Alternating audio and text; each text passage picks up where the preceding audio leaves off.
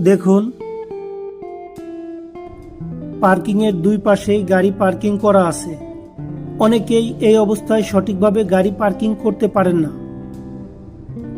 এই অবস্থায় গাড়ি পার্কিং করা খুবই সহজ, শুধু 3টি বিষয় মানলেই চলবে। প্রথমেই গাড়িকে পার্কিং লাইনের 2 ফুট দূরত্বে প্যারালাল ভাবে চালান। যখন আপনার রিয়ারভিউ মিরর পার্কিং স্পেস লাইনের বরাবর আসবে, তখন স্টিয়ারিং পুরোটাই বাম পাশে ঘুরান এবং সামনের দিকে যেতে থাকুন।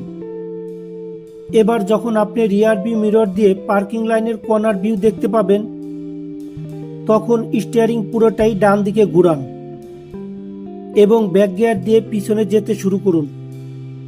যে পর্যন্ত গাড়ি সোজা না হবে, পিছনের দিকে যেতে থাকুন। দেখুন, সঠিকভাবে পার্কিং হয়ে গেছে।